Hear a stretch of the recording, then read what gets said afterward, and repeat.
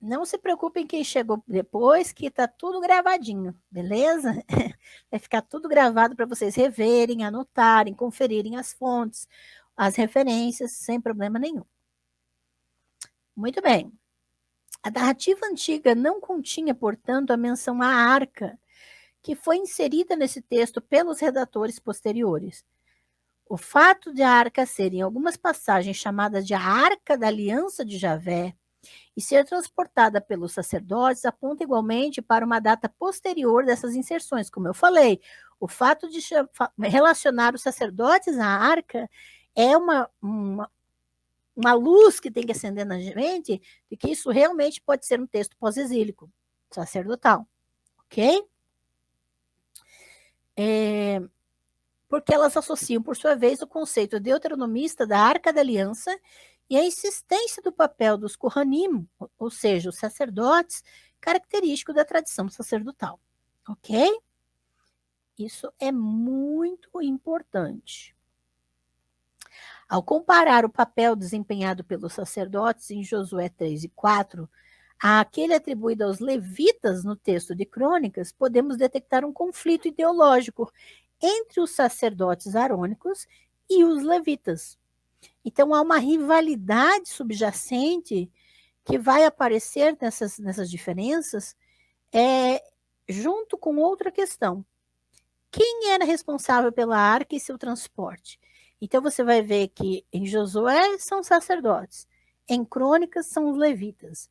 E aí você tem um conflito já bem evidente que você pode confirmar conferindo as referências, tá bem?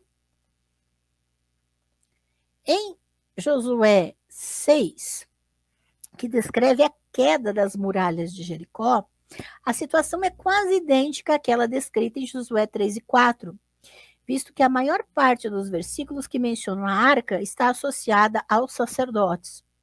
Apenas Josué 6,11 fala da arca de Javé sem mencionar os sacerdotes. Assim se fez a arca do Senhor rodear a cidade, dando uma volta em torno dela.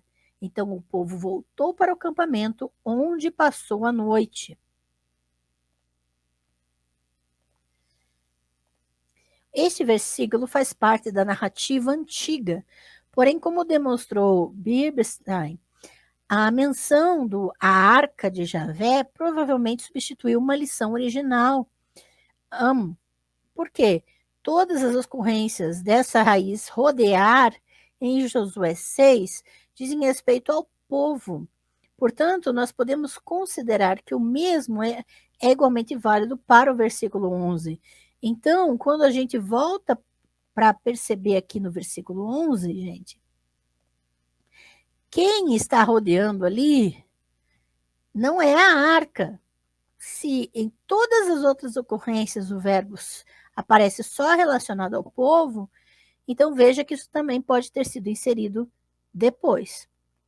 Ok? Esse versículo faz parte da narrativa antiga.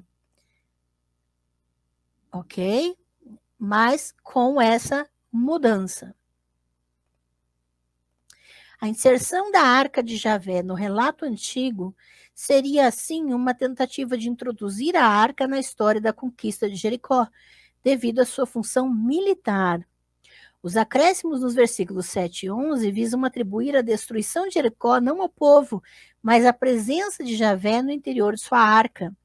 Então, veja que se você retirar a arca ali, né, sabendo que ela foi inserida no texto, você vai perceber que quem conquistou Jericó, as cidades, foi o povo. Mas se você insere a arca novamente ali no texto, como foi inserido posteriormente, você vai ver que muda o crédito da conquista da terra. Sai do povo e volta-se para Javé. Ok? Então, o Sisinleben original da arca, que é esse contexto vital, né, se reflete na tradição preservada em Números 10 e, sobretudo, na narrativa da arca no primeiro livro de Samuel. Apenas mais tarde, a arca foi integrada no Pentateuco e também no livro de Josué, ok?